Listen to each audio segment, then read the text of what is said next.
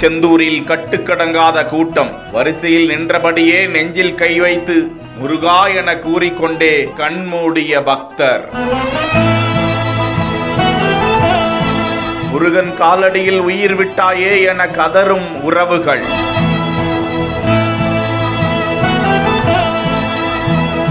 மருத்துவமனைக்கு கொண்டு செல்ல தாமதம் என பக்தர்கள் குற்றச்சாட்டு.